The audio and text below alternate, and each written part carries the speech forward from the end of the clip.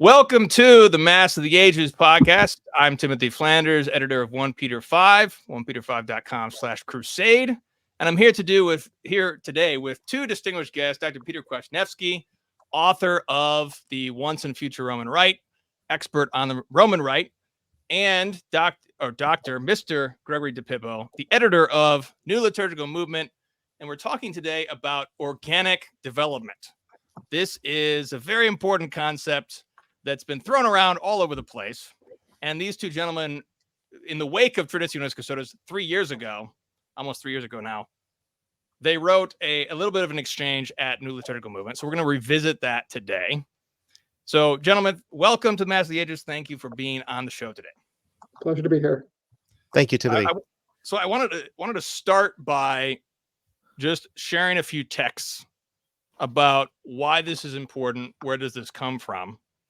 I wanted to first ask, what is the origin of this? Now, Gregory, in your piece, you mentioned that it is the term organic development gets put into the ecclesiastical discourse by Sacrosanctum Concilium 23, where it is said, quote, "There must be no innovations in the liturgy unless the good of the church genuinely and certainly requires them, and care must be taken that any new forms adopted should in some way grow organically from the forms already existing," end quote.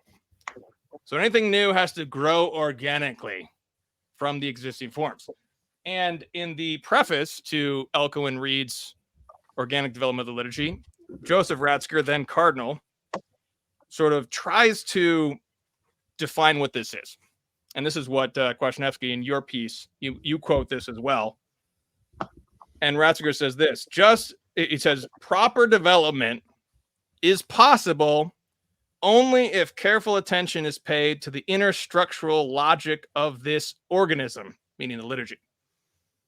Just as a gardener cares for a living plant as it develops, with due attention to the power of growth and life within the plant and the rules it obeys, so the church ought to give reverent care to the liturgy through the ages, distinguishing actions that are helpful and healing from those that are violent and destructive, end quote. So I want to first ask both of you if you could comment on the origin of the concept. I know much of the liturgical reform grew out of, just historically at least, this was a result of the liturgical movement, which was more in the 19th century, all these different concepts, thoughts about active participation, all these different concepts. Is this where the origin of the term and the concept came from? Where did it come from? Gregory, could you just comment on that? And if I could have your thoughts too, Kwasniewski. Now, if I were you, if I were sitting in your chair, I would rephrase that question ever so slightly, say, where on earth did it come from? When I was studying to write that article, which I titled Against Organic Development, I went looking for it, and I couldn't trace it back any further than Sacrosanctum Concilium. And I think it's important to draw an analogy here with another sort of buzz phrase from Sacrosanctum Concilium, actuosa participatio, which is usually translated as active participation, because we republished an article several years ago by Father Peter Stravinskis, in which he was able to trace out the history of exactly this expression, and specifically the real and authentic meaning of actuosa, and demonstrated, I think, pretty convincingly that actual participation would be a much better way of translating it than active participation. And that particular phrase had a pedigree behind it, which did not equate mere activity with participation. As far as the use of that expression to grow organically, I mean, I can say with categorical certainty, it did not play a major part in the discourse of the pre-conciliar liturgical movement. If someone uses it, it's like buried deep. Mm-hmm. So But as far as I could tell, and I went looking and I consulted the wise men that I consult for these things, and as far as I could tell, that's where it came from, was Sacrosanctum Concilium. My working hypothesis, which I haven't been able to demonstrate or document yet, is that if it has a prehistory, it's bound up with the 19th century Romantic, especially German Catholic theologians who loved to talk about the mystical body of Christ and the life of the church as a living organism, and the all of us as living members of the body, which of course, I mean, goes all the way back to St. Paul, but there certainly was an effort to recover the corpus mysticum concept. And obviously then in the 20th century, Henri de Lubac wrote a great deal about that too. And so I think the idea of the liturgy as somehow part of this organism, mystical organism of the church, almost like the expression, the living expression of the life of the church, is the liturgy. You find that kind of thing all over the place in the early liturgical movement authors. Again, I'm not saying the specific term organic development, but just that kind of network of metaphors is very much present there. And I just looked up the Latin, and it just uses the organice as an adverb. Yes. It seems strange that the ecumenical council just sort of coins a phrase that doesn't really have a terminological pedigree or a clear understanding of what it means, especially because it's giving a very sort of stern direction as to how this is supposed to go. Right. My theory on that point, Timothy, is that there are a number of places in Sacrosanctum Concilium where it seems clear to me that either the people who first drafted it before the council opened, or the changes that were made during the discussions of the council fathers, there were various phrases put in to reassure the council fathers that there was not going to be some kind of revolutionary deconstruction and reconstruction of the liturgy. Unfortunately, they were, they were hoodwinked, because that's exactly what happened. But to say something like, whatever changes are made have to emerge organically from what is already there, is another way of saying new things can't just be made up out of thin air and imposed upon the Roman Rite. It has to, we have to go back. There's discussion about going back to the sources of the Roman Rite and trying to pull out what's already there, or recover what's already there, right? So I see it again as a kind of reassuring tactic. But I would add to that, Peter, one of our mutual friends has coined a wonderful phrase to describe a lot of this language, which is glittering generalities. So, yes. And I would file the use of organice in that phrase, in Sacrosanctum Concilium 23, as a glittering generality. It sounds great. Who could object? And I think it's important also to remember that it was written in the age of Teilhard de Chardin. When people thought that de Chardin actually had something to say and wasn't just a metaphysical fraud.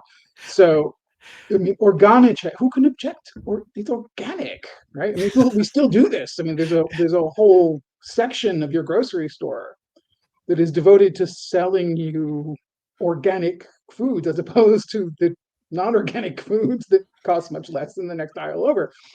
But it's just one of those things where it certainly doesn't have enough of a pedigree that we can state clearly this is what they were thinking when they included that word specifically and used it in that specific way in Sacrosanctum Concilium. So why don't we, Mr. DiPippo, can you kind of get into your main thoughts against the concept, or against the use of the concept? And has any of this changed in 3 years since you wrote that, since Traditionis Custodes? And then I'll question after you if y'all want to just talk, and I'll just cut in if I need to. Go ahead. Sure. Well, I wrote it in December of 2022, so it was not I'm not Oh, right I'm on sorry. top of Traditionis Custodes. Traditionis Custodes, I would say that it really was the massive wave of commentary about Traditionis Custodes that kind of pushed me to finally, concretize in an article something which I've been thinking about for a long time, because let's say people who have written in defense of Traditionis Custodes have tried to say that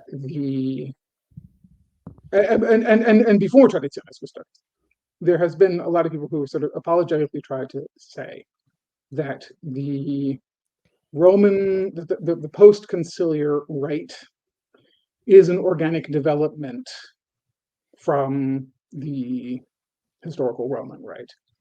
And there have been many other people who have tried to say it's not an organic development.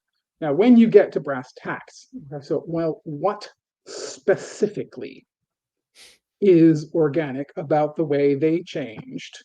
Name any random feature of the liturgy. The lectionary, one of my favorites. So, on the basis of what does one determine that putting the historical Roman rites lectionary in the garbage bin and creating a new lectionary ex novo is an organic development? Now, you can certainly make the case that there are elements of that lectionary which are traceable back to the very earliest, many elements, a preponderance of elements, which are traceable back to the very, very first attestation we have of the Roman lectionary, which is in the middle of the 7th century. There are specific readings, and not a small number of them, where you can look back at the Church of Rome in the 3rd and 4th century and say, oh, that reading was chosen because of this thing about the life of the Church in Rome. But there are also aspects of it which changed over time. So, and what it really became obvious to me is that when people said organic development, what they meant is a development I like. And when people said it's a development isn't organic, it means a development that I don't like. So, and I think this is because in terms of describing the change, the process by which a specific change takes place, organic is simply not a useful metaphor, because all changes that have ever happened in the liturgy happen because of an act of the will. So when someone decided to reorganize the epistles of the season after Pentecost from that earliest Roman lectionary into the form that we have now, it was a decision to do so.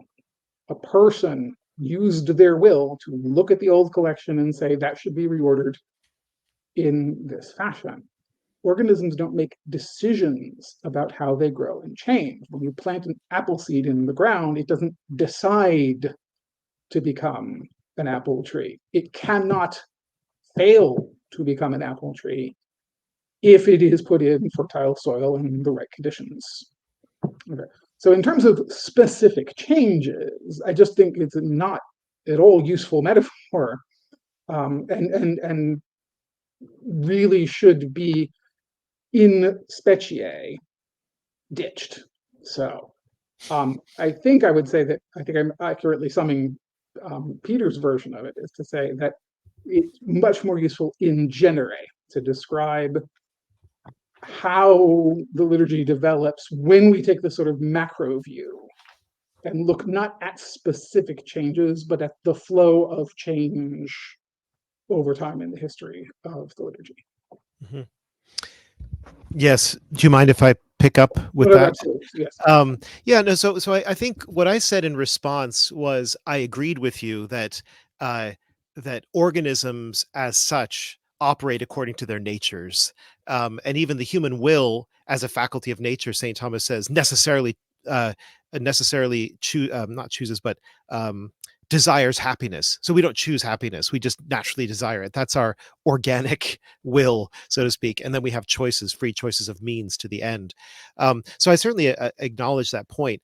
What I like to say is that I see organic development as a useful metaphor for describing the the kind of change you see over a long period of time when certain seeds or principles are allowed to blossom or flourish into their full form. So when you have the way that ceremonial develops from simpler to more complex forms that are nevertheless in continuity. You know, the earlier forms are still there; you can still recognize them, but there's some kind of elaboration that takes place, or the way that you see. This is my favorite example, perhaps Eucharistic reverence, signs of Eucharistic reverence. It even if we take as a given, which can be disputed, that communion was received widely in the hand in the early church, somewhat in the manner described by Saint Cyril of Jerusalem in the Mystagogical Catecheses. Nevertheless, it was the same impulse towards reverence that Saint Cyril describes that led the church locally at first, and then in an increasing number of places, and finally universally, to adopt superior practices of communion, kneeling and receiving on the tongue. I'm talking about the West, of course, in order to precisely to give that proper adoration and respect towards the Blessed Sacrament.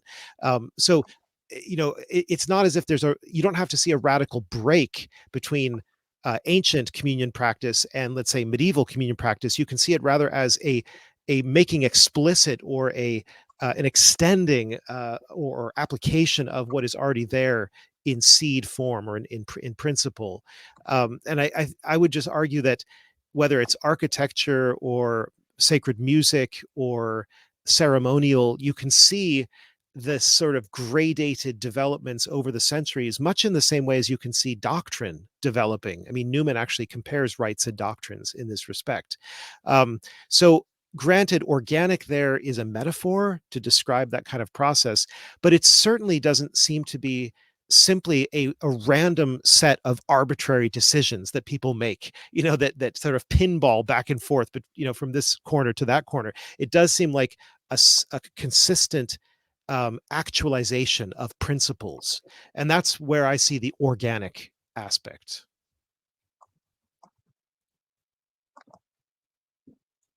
Yeah, I mean, I have nothing to say against that. I agree. Okay. Well, let me say this. So DiPippo, you say this in your second part, quote, would it not be rather more useful to use organic to describe the flourishing of the one, which is to say, its general and peaceable acceptance by most of the church for liturgical use? Mm-hmm. End quote. So would you both agree with that use of the term organic? In terms of the defining it as the flourishing and acceptance, peaceable acceptance, general and peaceful acceptance by most of the church. That was DiPippo. Question after you, do you agree with that use of the term organic? Well, so I'm not sure what is the claim that organic doesn't well describe how particular changes happen, but it does describe well a peaceful acceptance of what has been given. Is that what we're saying? Oh, well, so yes, which is to say, to describe the flourishing Okay. of a specific. If we're going to use organic to describe something specific, because in the second part, my metaphor, as it were, my continuing the metaphor was this: that while the change itself doesn't come in without a will, the question of whether the change flourishes is something which doesn't happen because of any specific will.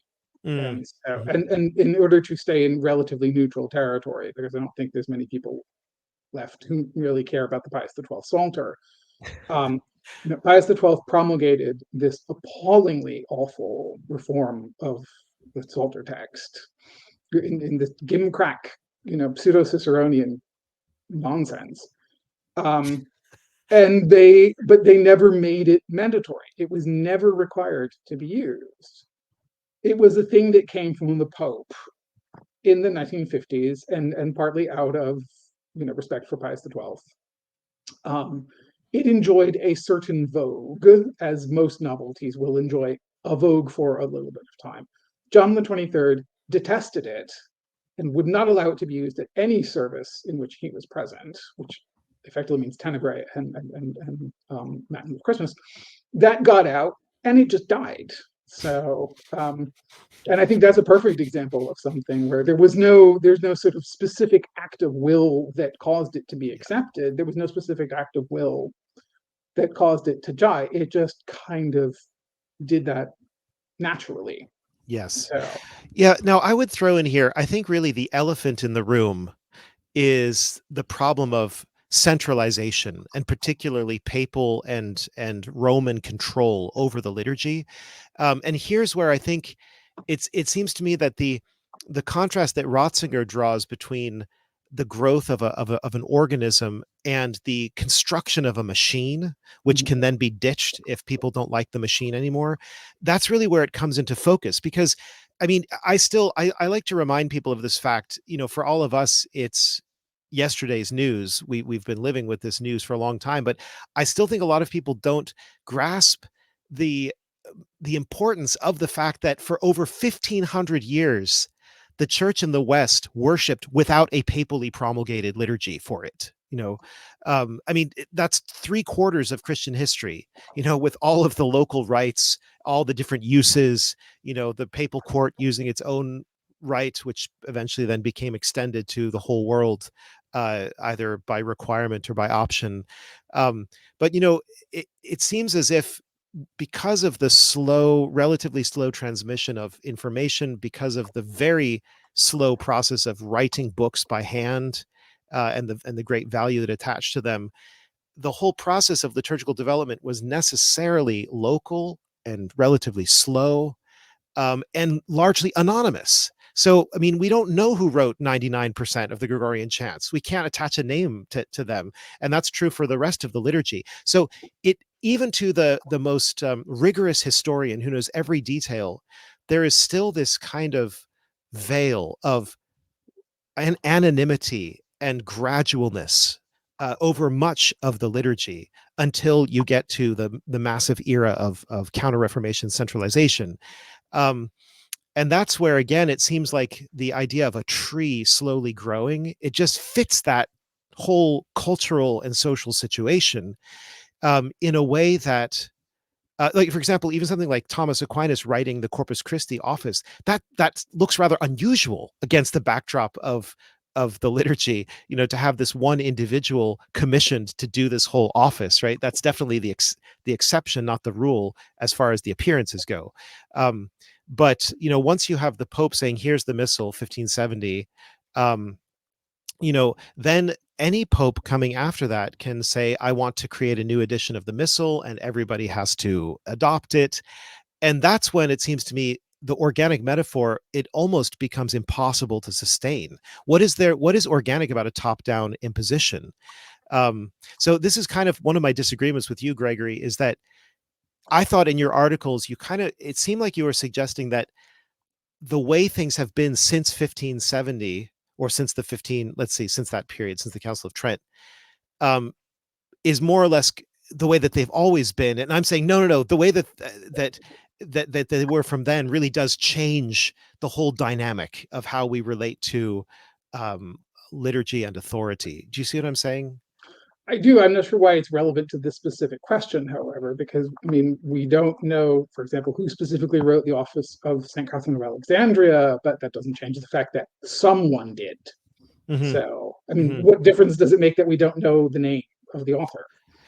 Oh, I think it makes a difference when you open up the Roman Missal and you realize that practically everything in there is just something that has been inherited from centuries ago. We don't even know when or where exactly many of these things originated and by whom.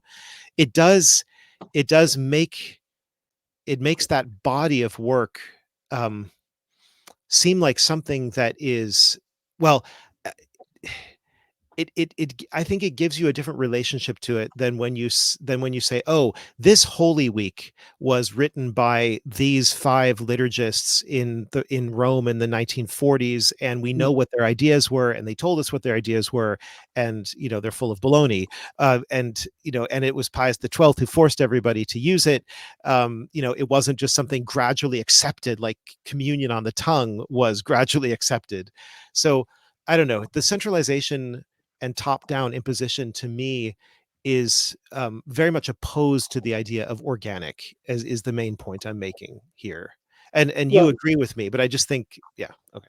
well, no, see, this is certainly true. The problem here then is, on what grounds do we say that to all intents and purposes, abolition of the Gelasian sacramentary in favor of the Gregorian sacramentary is also not a top-down imposition? Mhm. So that happened in the 8th century. Yes, So, yes. Everything so was better in the 8th century, though. well, and so, The good old days. Just kidding. yes, the really good old days. So, but I see, this is where I think that this is why the metaphor works in genere but not in specie, because in specie you can always find, and this is and this is the real problem here, is that Alcuin Reid's book, The Organic Development of the Liturgy, was essentially an attempt to do a jujitsu move on the reform.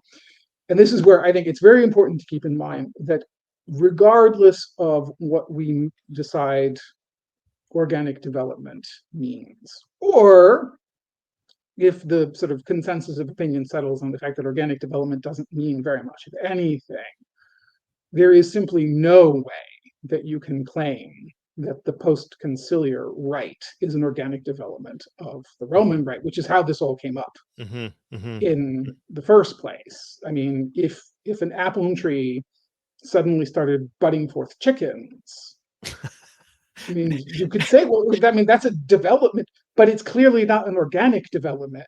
I mean, we can investigate that if it's demonic or some unusually bizarre miracle that the Lord decided to perform. But it is clearly not an organic development. And that's what you have with this thing.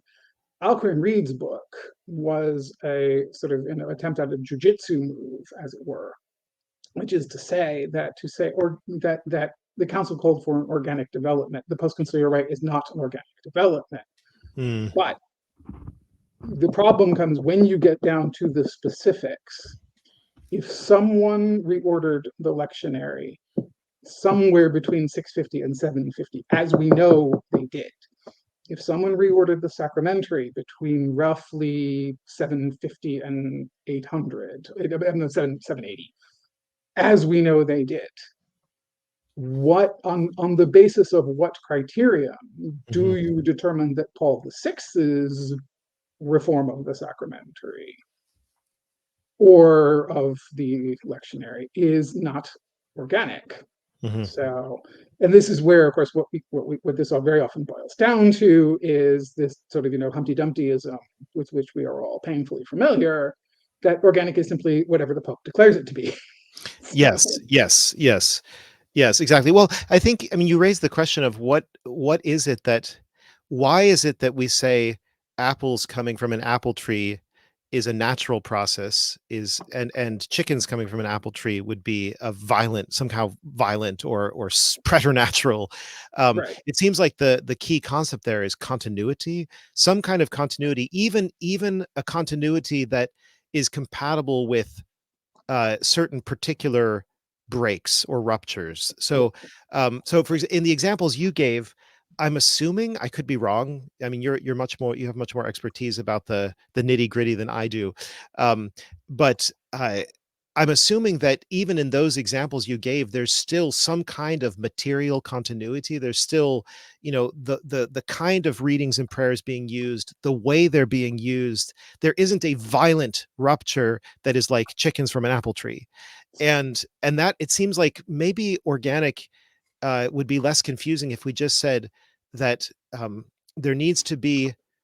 I think Ratzinger was kind of getting at this when he talked about the inner structural logic, that there has to be some kind of material and formal continuity that underlies whatever particular changes occur.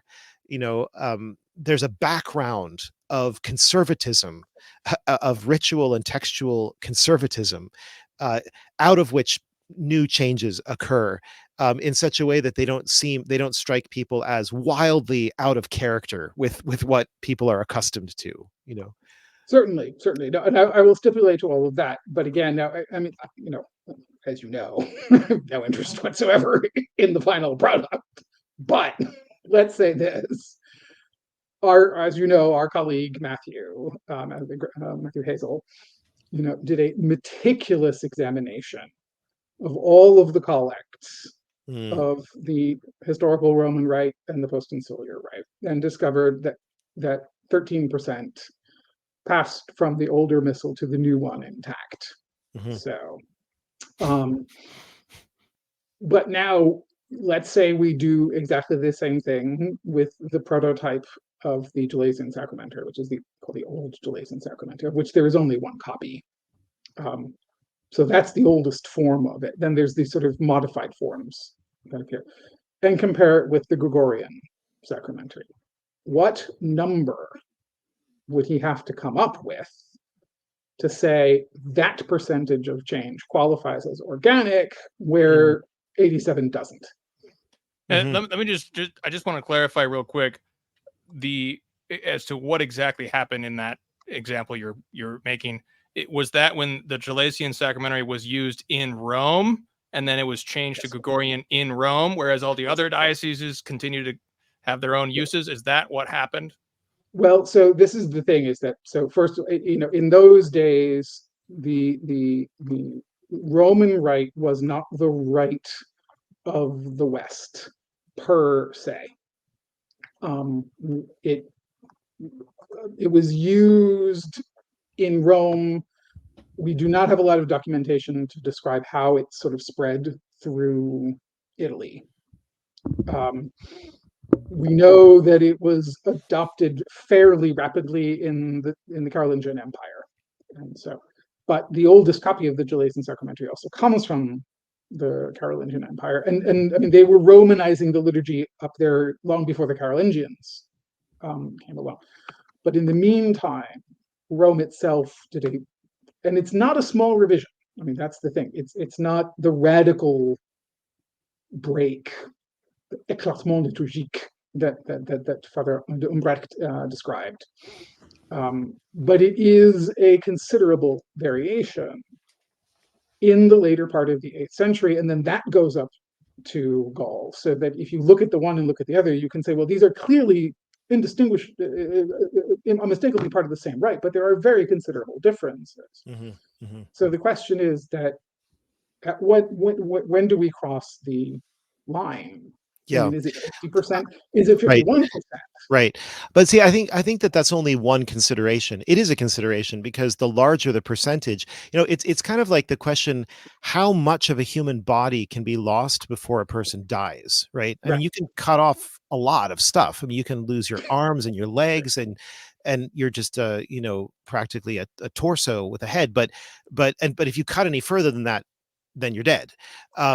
And so, it is a meaningful question to say. I mean, you can't put a particular number on it, but too much is too much. It seems like there's a threshold or a kind of zone of danger, yellow, red, however you want to look at it. But I think that's only one consideration. There's also just the larger considerations that we're always talking about at NLM, such as, rituality and sacrality and aesthetics and ceremonial, all of these sorts of dimensions of liturgy that go beyond the textual and even beyond the musical, such that you can ask, like, the biggest change in the post-conciliar reforms has to do with the entire philosophy of worship. Like, the principles are different. If you read the reformers, they have a different idea about what people are supposed to do when they go to church, and it's not necessarily like their idea of the priesthood isn't absolutely contradictory to what you find in the Council of Trent or something, but it's certainly at loggerheads with it in a sense. And so it seems to me that when you also have to ask the question, are the principles that underlie the liturgy the same ones or are they different ones? And there, when you go from one ancient sacramentary to another, there's no question, at least to my mind, that these people this is all within the same farmer's market, right? These are just products within the same farmer's market. We're not going from the farmer's market to the local mall and going into a totally different realm. Whereas that's what it feels like when you go from before the Second Vatican Council to after the Second Vatican Council, right? Sure. But what that's really an argument is to say that the Ambrosian rite is the Roman rite and the Roman rite is the Ambrosian rite, because everything that you just said would apply if the Pope had, per impossibile, ordered the Roman Church to abandon the Roman rite entirely and switch over to the Ambrosian rite. So all the positive things that you talk about. Well, sure. I mean, the principles are the same, but there's a rupture of this is not actually our custom. This is another church's custom. Exactly. Which is only to say, because the topic here is organic development, which is only to say that organic development is not a useful metaphor for talking about these things. So there's plenty of other ways to talk about. But how can you? I mean, how could you say that when part of what makes a liturgical rite itself is that it has it flourishes in a certain place at a certain time and achieves its mature form in that place and time, let's say Rome or Constantinople or in the Carolingian Empire. And even if later on it then spreads throughout the world because of missionaries or something, nevertheless, it has the sort of flavor, or what do the French say, the terroir? I don't even know what the word is, but when they're talking about wine, it has the sort of flavor of the soil that it grew up in. There's a particularity about all the rites. And that also is part of their organic nature. In other words, I don't care if a pope says the Byzantine rite should be called the Roman rite or the Roman rite should be called the Byzantine rite. He's wrong because they're different from each other, obviously different from each other. And that's because they grew up somewhat like plants that, different plants grow in Africa than in Europe, than in Asia, etc. Right? Right. So, but again, the problem there is simply that, the reason why the Roman rite is used at all outside of the provinces of Rome is because a bishop locally made a decision. What we have been doing here, and in the case of Gaul, it's actually mostly not the bishops; it's mostly secular rulers. So, this is an aspect of the history that's kind of getting sort of torn apart right now. But broadly speaking, the reason why the Roman rite is used outside the environs of Rome is because a bishop and his chapter, or an abbot and his monks, made the decision: we are going to stop using the liturgy, which we have used here hitherto, which we created or our ancestors created. We are going to ditch our mos maiorum in favor of the Roman mos maiorum. This is also the reason why all of our liturgical books that are the oldest witnesses to the Roman rite, none of them comes from Rome.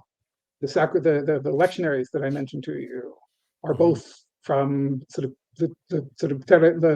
middling land between Gaul and Germany, and all of the chant manuscripts are in Switzerland. So the Roman rite's history as a rite is intimately tied up with that, with exactly that somebody made the decision: we're going to chuck our mos maiorum in favor of the Roman mos maiorum. And this is, by the way, a process that happens throughout the world. It's not just in the Roman rite, and this is also true of the Byzantine rite.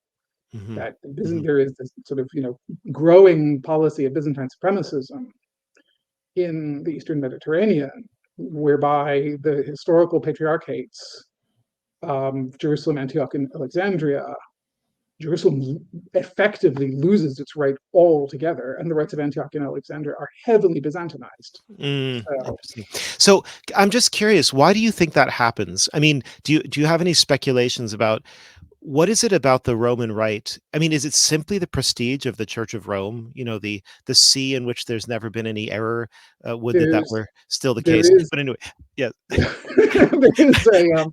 That is so the general for a very long time, the whole approach to the history of the liturgy and the study of the liturgy and the study of how the liturgy changes was heavily influenced by Darwinian evolutionary theory.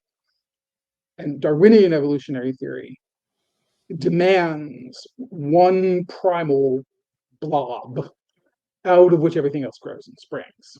But in point of fact, we now know that this is simply not the case, that there was this vast panoply of liturgical forms all over the early Christian world. And what gradually happens is that people sort of get attracted to the liturgy of the local sees and abandon their own historical, their own ancient traditions. So the same thing happened with the Ambrosian rite in the area of Milan. The other rites in the north of the other rites in the north of Italy all kind of got attracted either to the Roman or the Ambrosian rite, leaving only those two standing.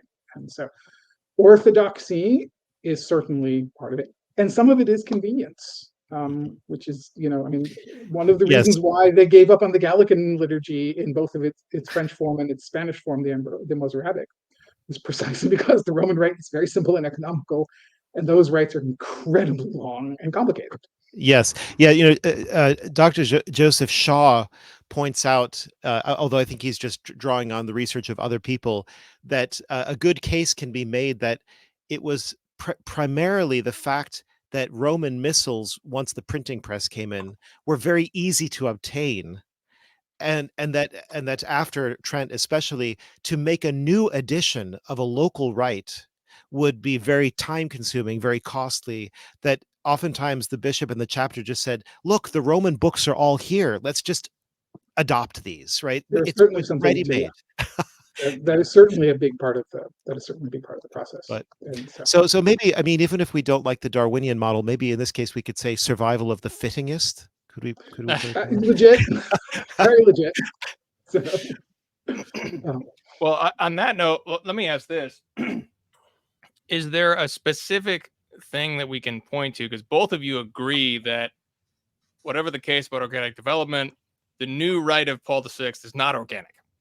So you say, DiPippo, you say that the general and peaceful acceptance by most of the church for liturgical use, the flourishing, is organic. So, and you mentioned the Beas Psalter, and if I contrast the two just in terms of their implementation, you've got the Beas Psalter, which was proposed by the Pope as optional, whereas the new Mass was not optional. So one could say, well, the whole church adopted the new Mass, so isn't it flourishing? Isn't it peaceful acceptance?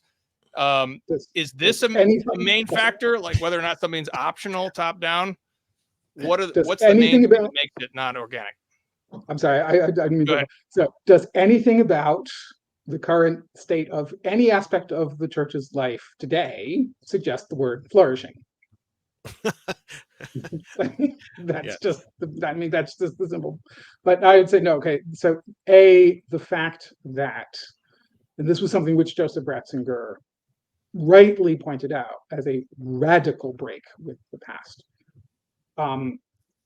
that the imposition of a new form and the total prohibition of an old form, okay, is something historically unprecedented. And there, much I have to say that, really that goes back to Pius X and his reform of the breviary, which I think in specie gets a bad rap, and was a very imperfect solution to a very very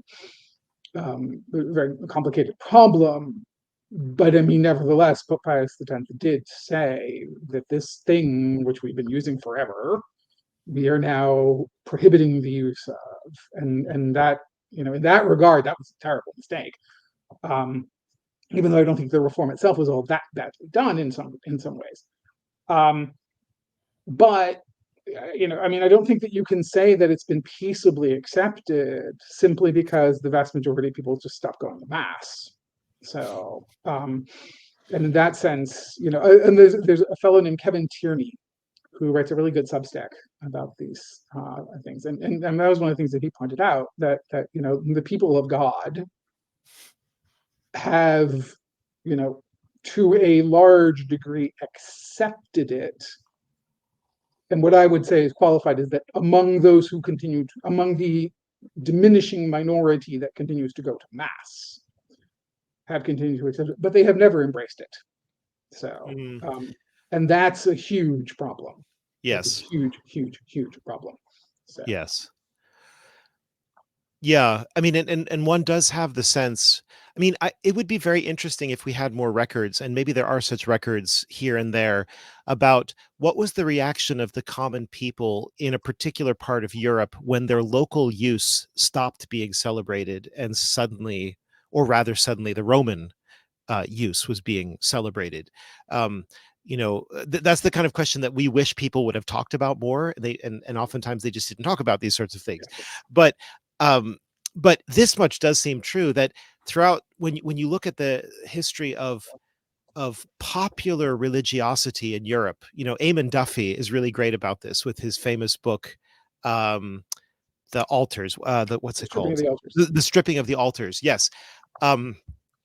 Just how deeply committed and involved the common people were in the church's life and in the liturgical life, even though it wasn't in the same way in which the educated clergy were involved in that as the ones actively doing the rites in Latin. But in other words, the people loved their rites and they were attached to them. And they knew they were a deep part of their whole, the way they structured time and celebration, feasting, fasting, all of that stuff. And it seems to me that there's something really monstrous about the way that the liturgical reformers in the 60s and even before the 60s came right out and said, we don't care if the people want this or not. We don't care if they don't want it. Mm-hmm. It's good for them. It's what they need. We're going to give it to them good and hard, and in a sense, actually ripped the Catholic faithful out of their habitual and customary spiritual placement, or rootedness, in order to give them something which they thought was the latest, greatest, best product ever that would revitalize everybody. And of course, any sociologist, any psychiatrist, any philosopher would be able to tell you, if you do that to people's deeply rooted customs and routines, you're going to destroy their religious life. You're going to shred massive numbers of people.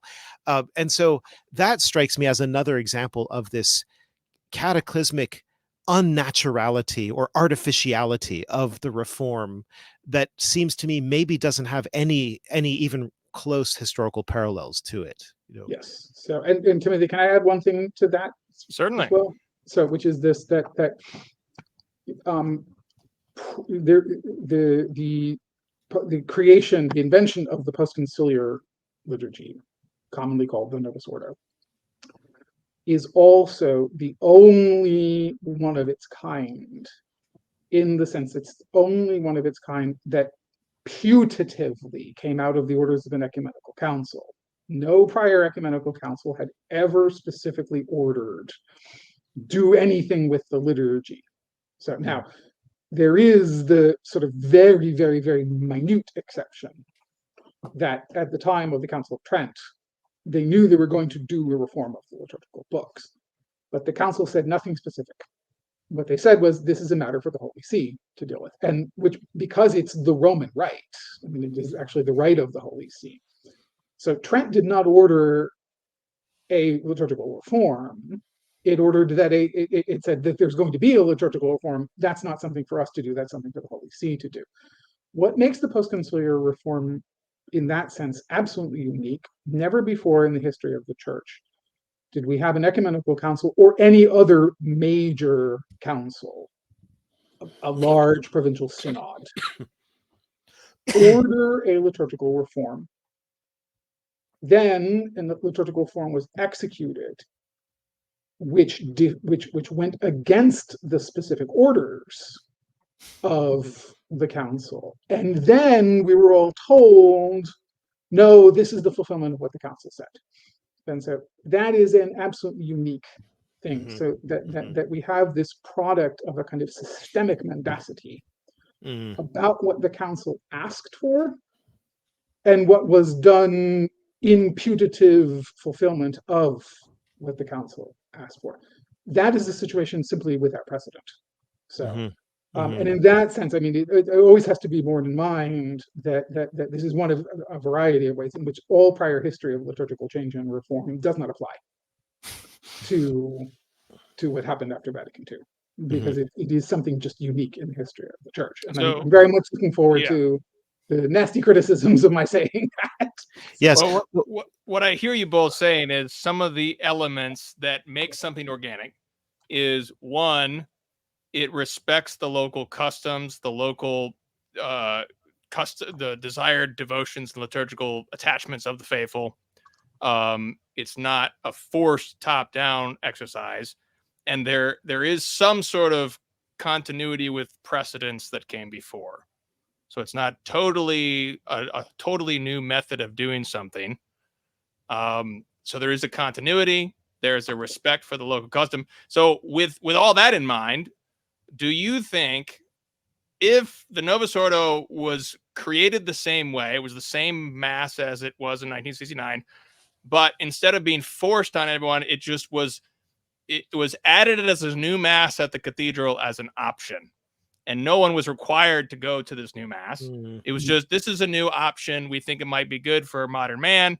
You can go to it if you want. You're not required. Would that then be organic in a way? What do you think? Either of you. You do that first. Well, I mean, I think on I suppose I shouldn't speak for you, Gregory, but I mean, on Gregory's principles, he would just say, to use his metaphor from his article, that's like the flag. How did you put it? That's like running up a flag and seeing if anyone salutes it. Yes. And if people salute the flag, wonderful, we've got our patriotic moment.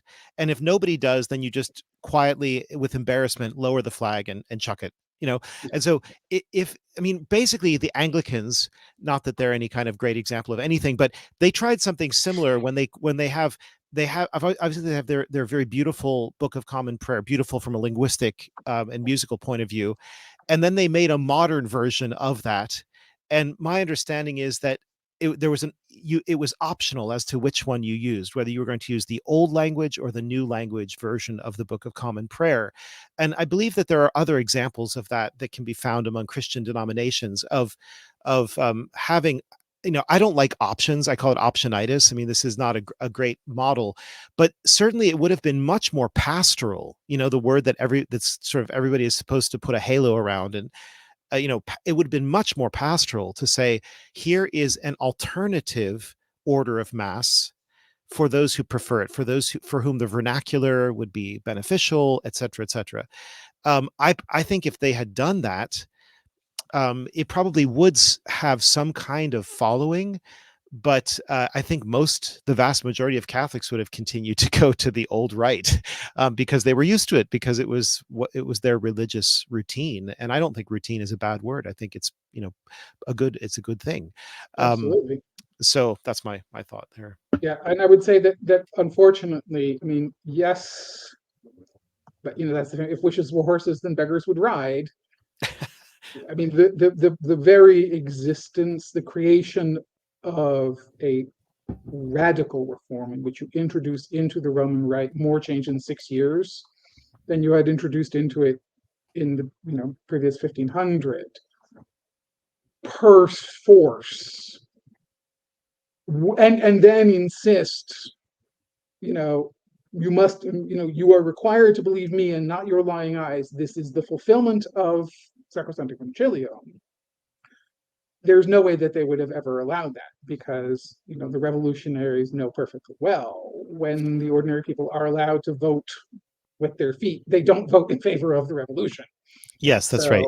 That's right. So that in a sense, I mean, I agree entirely with Peter's analysis of the hypothetical, but it's a hypothetical that in and of itself could never have existed within the premises of the Novus, within the creation of the Novus Ordo. Yeah, that's right. And I mean, and just to answer the question more directly, Timothy, I mean, from my point of view, what I understand by organic development, at least speaking broadly, there's the Novus Ordo would never be organic. It's always mechanistic. It's always a construct, a banal on the spot fabrication, to use Ratzinger's phrase.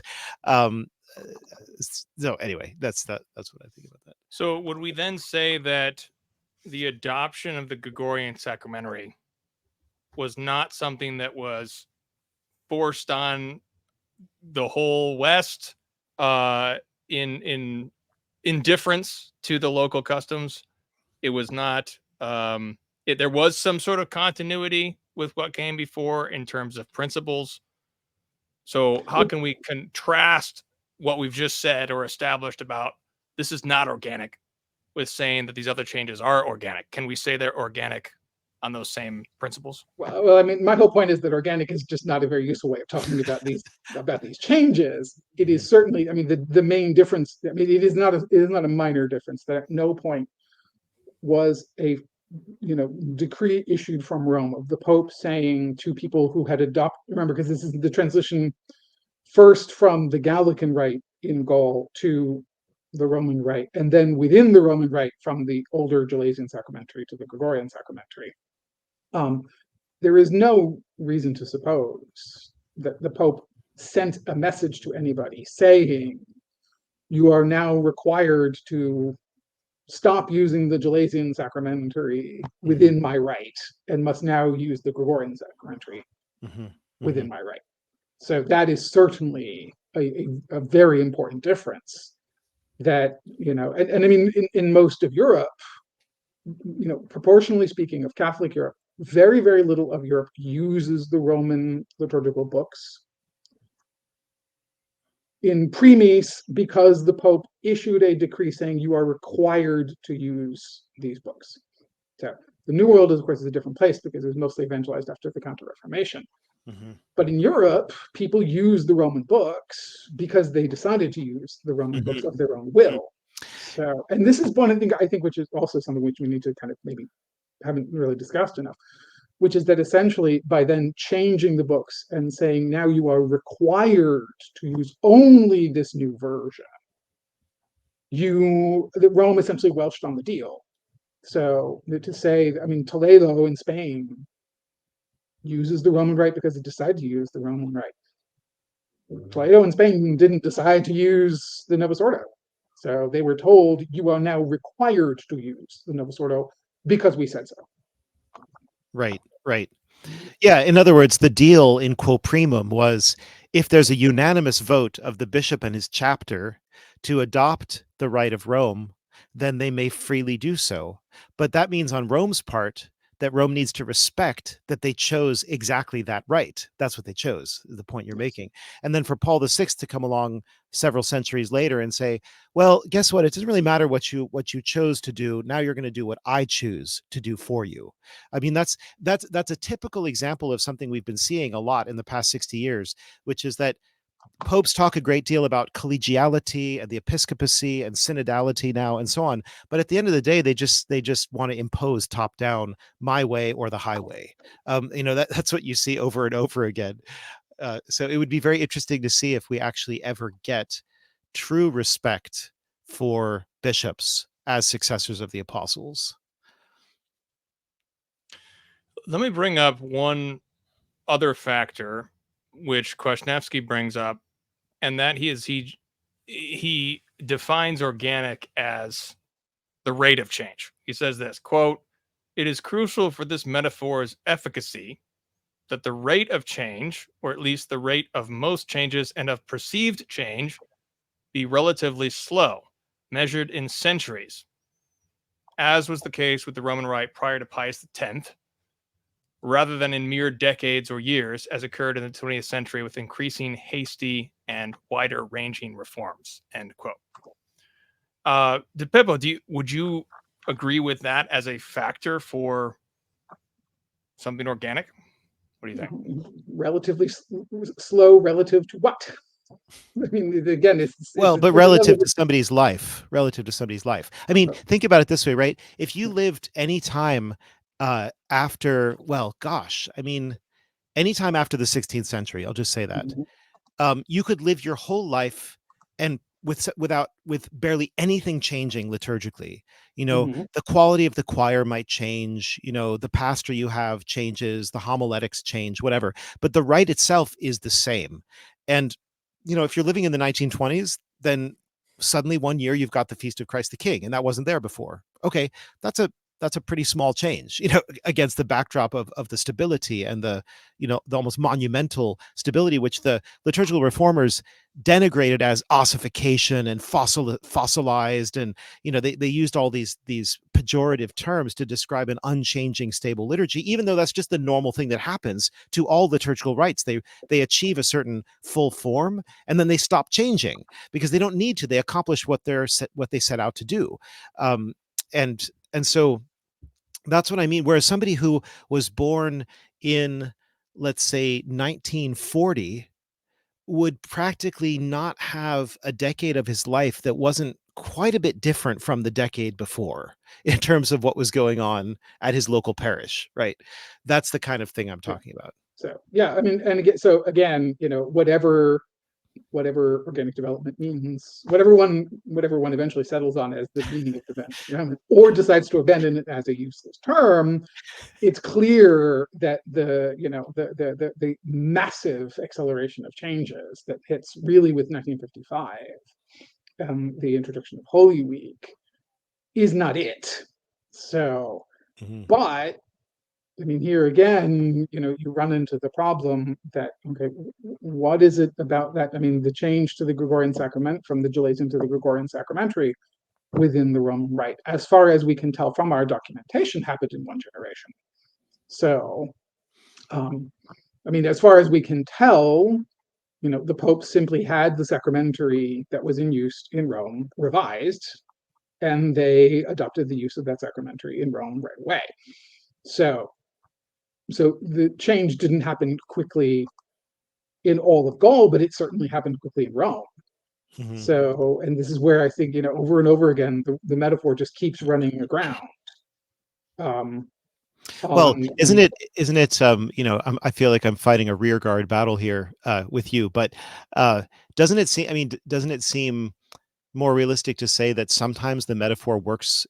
The metaphor works well in some situations and not in others, which is not to say it's useless.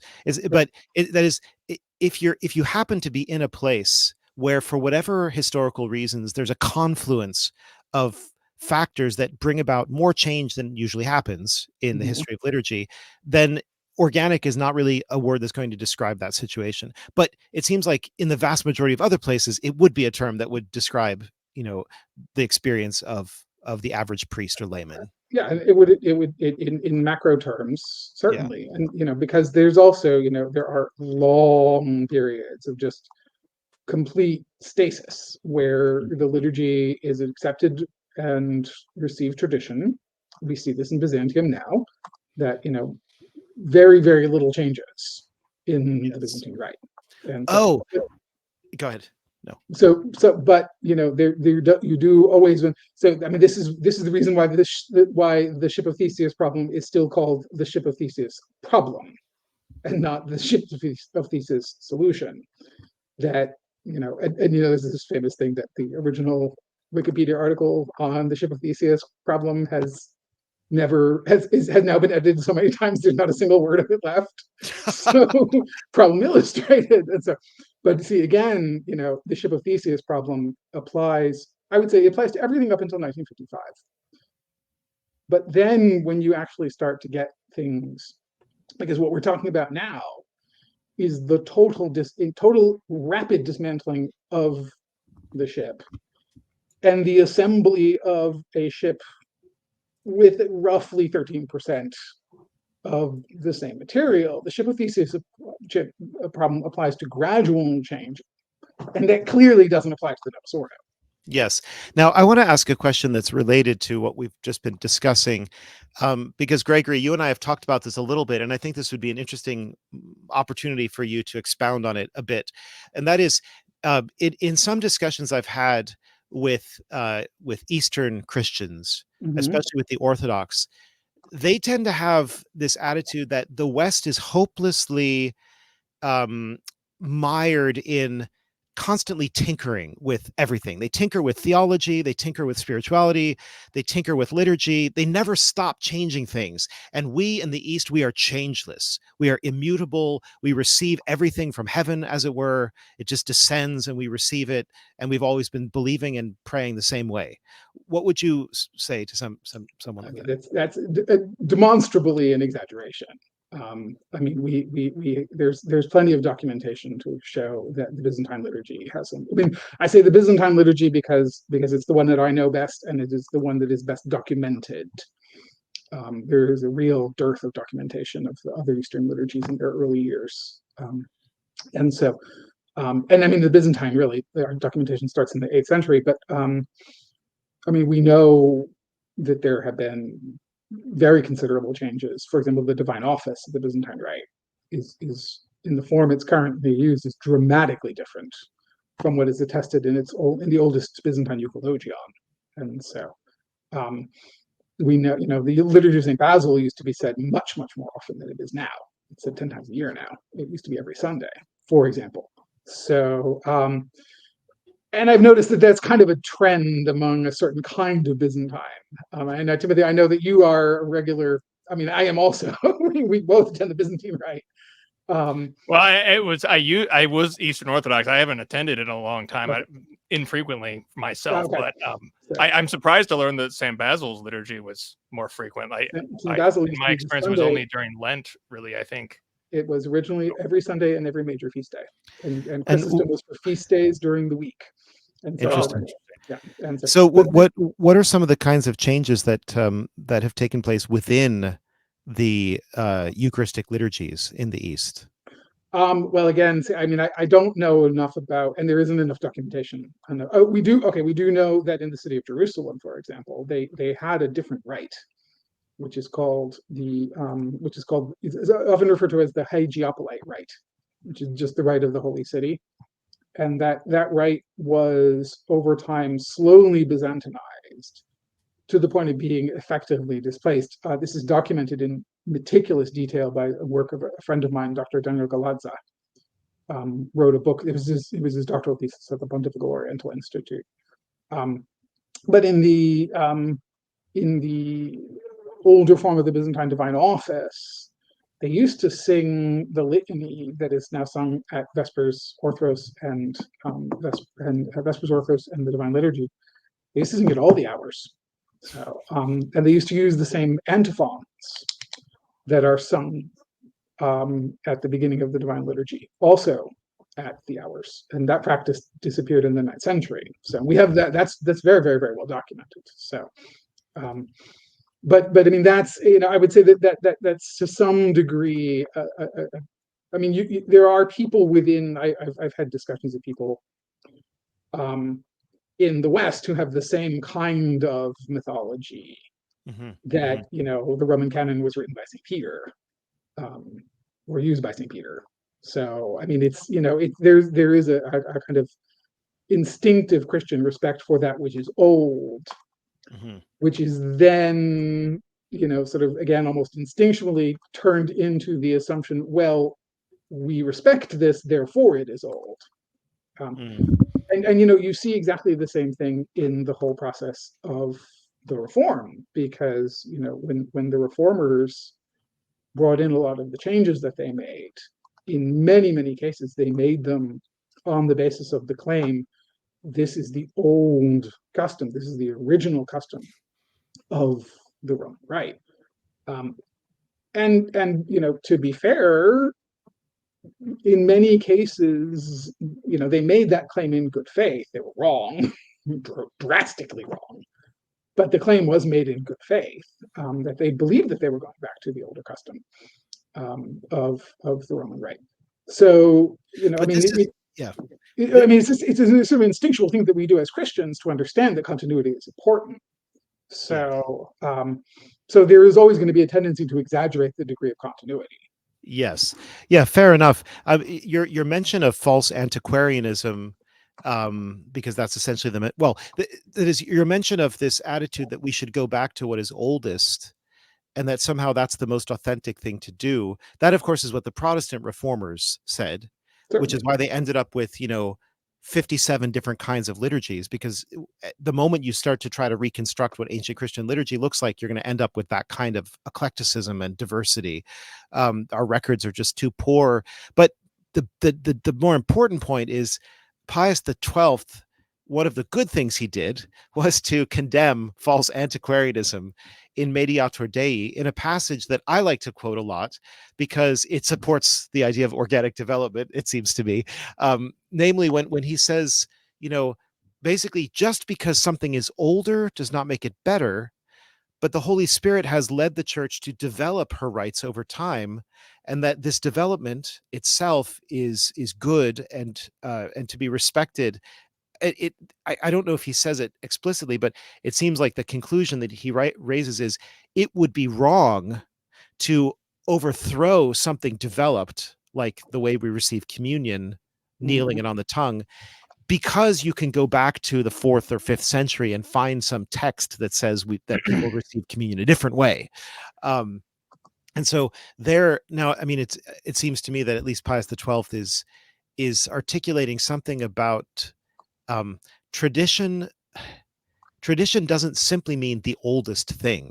It means the living thing that has been continuously developed out of the oldest thing and reached us right here and now. Yes. That's let me introduce the question of providence here, because, and I just noticed, because I was going to bring up Kwasniewski's quote on that, but I noticed that Pius XII uses the same word.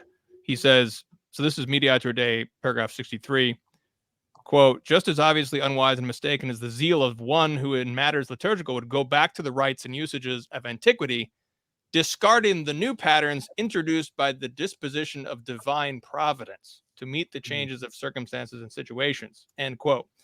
Now, and Kwasniewski, in your article on this question of organic development, you say this, quote, it is not only bishops, popes, and councils that run this gardening operation. Providence is the ultimate gardener that tends and prunes this mystical vine, which is composed of rational beings, but is governed by the God who, without violating their freedom, can guide them along paths he has preordained while also permitting evils to occur, end quote. Because it seems like both of you are, like DiPippo, you're talking about flourishing, which seems to invoke providence in some way, because we can see that the efficient cause of this thing, or organic flourishing, is more providence, even though a bunch of individual wills are involved, but we're talking more macro. Seems like the metaphor in both of y'all's comments on it does work more in a more macro sense, where we're talking about multiple wills involved. But that's interesting, because Sacrosanctum Concilium seems to be pointing in the micro and saying this change has to be organic and flow from the changes. But if we're ever talking about this change, most of these things that we can point to are an individual will acted upon that thing to make it happen. Yes. So thoughts on providence, macro, micro? Well, I mean, one of the, and here again, I mean, this is where there's something, we just have to sort of recognize we're in a unique situation.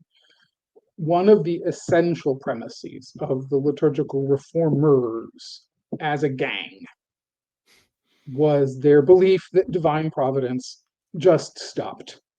So that, that divine providence had abandoned the church and allowed its liturgy to languish in decadence for centuries upon centuries upon centuries. And so Annibale Bonini, who, as we know, is not undivorceably wedded to the truth, said that the Roman canon, the Roman rite has its sort of unique custom of only having one canon as the result of centuries of liturgical decadence. So, at no point has there ever been the tiniest shard of evidence to suggest that the Roman rite ever had anything other than the one canon. So there has never been any reason to believe otherwise. So, but what that brings along with an implicit understanding is that, we therefore have to redo everything because Providence abandoned the church. So, whatever Providence has, and I mean, it's not just that. I mean, it's everything. It's, it's the maintenance of the maintenance of a sacred language, the exclusion from the liturgy of secular forms of music, only men as ministers. Yeah. only male ministers. I mean, all the things which the church, somebody very rightly pointed out that the one subject on which the church has the most legislation is, in terms of the liturgy, is the quality of music. And Yes. so, the essential premise of the liturgical reform is all of that goes in the bin, so that whatever Providence may have been doing, as we believe, whatever Providence may have been doing up until the reform, the reformers themselves believed that to all intents and purposes, divine providence had abandoned the church. And I mean, unfortunately, one feels almost guilty about this, except I actually don't. I mean, it was Pius XII himself who introduced the first textual reform of the Roman Missal that represents a substantial break with the past, which is the Holy Week reform. So, I mean, that is another éclatement liturgique, a sort of violent rupture with the past, in a way that simply has no precedence. So maybe that's not a coincidence. Yeah. Interesting. So, Timothy, did that answer your question? Yeah. Kwasniewski, do you have any comments on Providence? Well,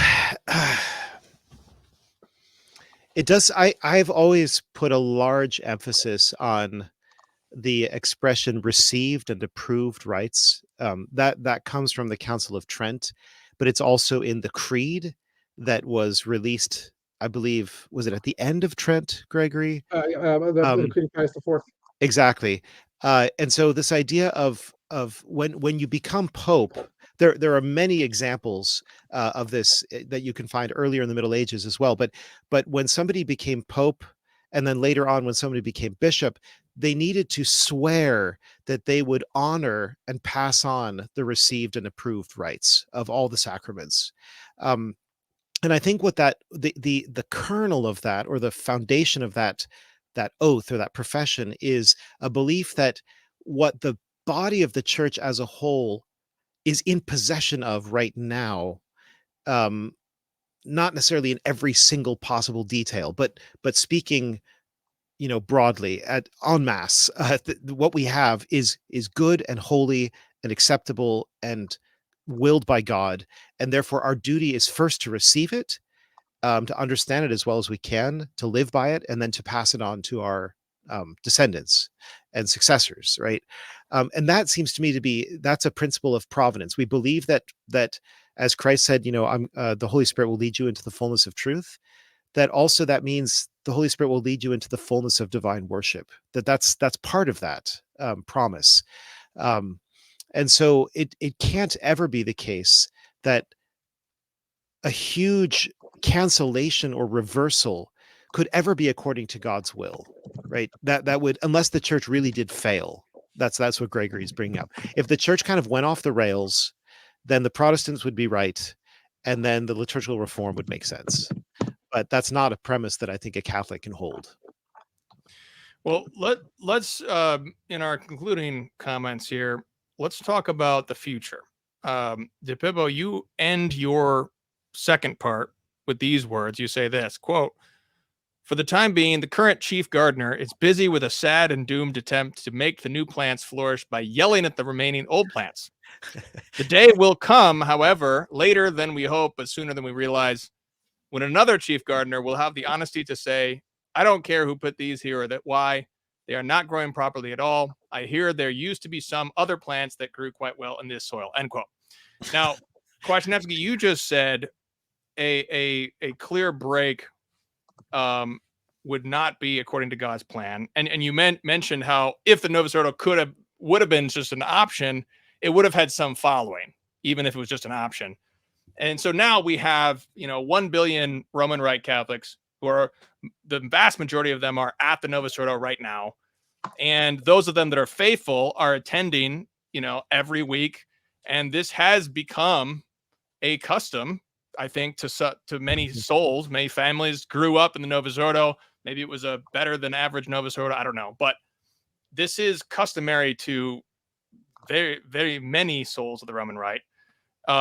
Would it not be, what would be the organic answer here? If we know that the way that was put down is not organic, what is the organic answer? Is it to just ban the Novus Ordo completely worldwide, or is it to introduce the Latin Mass as an option or a preferred option, or how do we do that without doing the same thing that was done to Latin Mass Catholics in the beginning?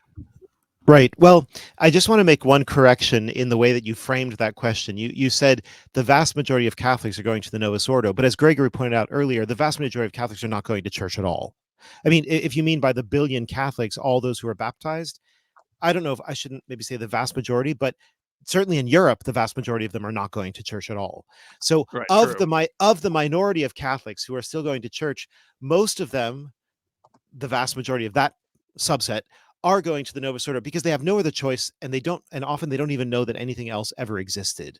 I mean, the revolution has been quite successful in that regard at erasing past monuments and past records and past consciousness. And that's what revolutions have to do. They have to work really hard. I think, in fact, the anger of the current old guard in Rome is stoked by the fact that there is so much knowledge now of the way things were and the way things still are, wherever the tradition survives and thrives.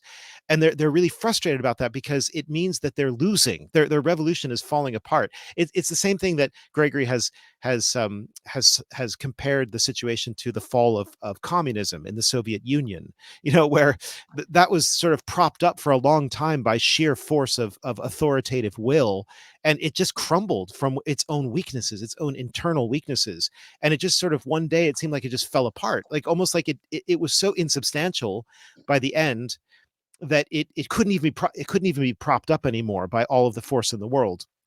And so it seems to me that Benedict XVI actually really was trying to do something organic, even if we want to put that in scare quotes, with Summorum Pontificum, right? By saying, let these two forms, whatever that means, right? Form is not a term that has ever really been used before in this context. He just sort of kind of invented a term for this weird situation. Let these two forms, the new one and the old one, go side by side. Let priests freely choose the old if they wish to learn it and offer it. Let the faithful ask for the old if they prefer it, if they wish it. And let time heal this rupture. And I don't think he had a particular vision in mind of what that was going to look like. I think he just wanted to start a process that would eventually lead to churches being more and more in continuity with tradition, either by taking up the tradition or by bringing elements of the tradition into the ruptured reformed rites, right? And we saw that's exactly what was happening, and that's exactly why Traditionis Custodes was issued, right? It wasn't issued because of Taylor Marshall. It was issued because people Or were you, or yeah, me. yeah. It was issued because they were frustrated and terrified that the tradition was beginning to come back again and to flourish. So I do think that I don't think any of us expects there to be a pope coming soon who is just going to even have the knowledge and the desire, let alone the political ambition and courage to just abolish the reformed Roman books and to reinstitute the Tridentine rite. That's not going to happen. What I think that what's more likely and what really would be optimal in a sociological way, in a pastoral way, is to get back to Summorum Pontificum 2.0. That's what needs to happen, probably with a beefier Summorum Pontificum that's even friendlier towards tradition. That is something that I think is conceivable to see in our lifetimes. Gregory, what do you think? Yeah, I agree with all of that, but I'll add one other thing to it though, which is that because the textual reform of the Novus Ordo was so badly done, and because it's so, and I don't just mean in terms of like the way they revise the official Latin text, which is of course atrocious, but also the fact that the translations are awful and everything is so unstable. The lectionary is on this sort of bizarre multi-year cycle. This has actually had, I think, a very positive effect sort of ex adjunctis, which is that nobody knows and nobody cares anything about the text of the Novus Ordo. And I mean, which is a tragedy. I mean, that was not what was supposed to happen.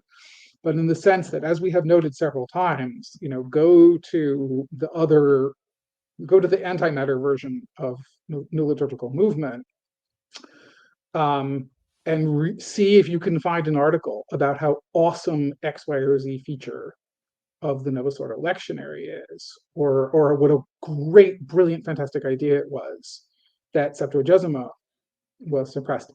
And you won't find them. Or if you do, they will be filled with historical falsehoods. So the benefit of this is that the textual reform of the Novus Ordo can be undone tomorrow, and no one would know and no one would care. So you can put all the collects back into their authentic forms, no one will care. You can restore the Octave of Pentecost, no one will care. So the problem is the ritual. The ritual things are the things that people get annoyed about. I don't like having the priest with his back to me. I don't like the Latin. I don't like the Gregorian chant. Not the specific text of the Gregorian chant, but the actual, the music per se, regardless of what's actually being sung. That's the hard part. So I agree that you can't just issue the fatwa saying we're going back to the old mass. It's not going to happen. It would be a pastoral disaster if you did. And it would be a repetition of the injustice which Paul VI inflicted on the church, of taking away from people something which they are used to. But there is an enormous latitude to fix some of the problems with the reform. And one of the great benefits of Summorum Pontificum was that by having free access to the old rite, it helped people understand the inadequacies of the new. I mean, how many we've all heard from priests who said, "Gosh, how much celebrating the old mass helped me celebrate the new one better." So, or even they'll even say things like how much it made me appreciate what it is to be a priest and what absolutely. the priesthood is all about. Yeah, absolutely. So, and in fact, I think some of which was a priest who celebrates the traditional rite very shortly after Traditionis Custodes came out, said in a very moving talk to a men's group that I was fortunate enough to be there for. He said, Summorum Pontificum was more for the clergy than for the laity, because Summorum Pontificum is instrumental in helping priests rediscover in the liturgy a sense of priestly identity which has been badly damaged by many of the common practices of the post-conciliar rite.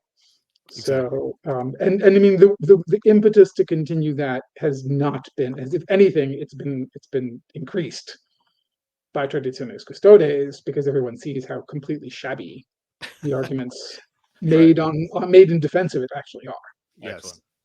Well, thank you both. We're all out of time. Really appreciate both of y'all's time and delving into this important topic. So with that, we will say God bless. Have a good night. Good day. Thank you for watching. Go to latinmass.com. If you are a priest, especially, you can learn the Latin Mass at latinmass.com. God bless everybody.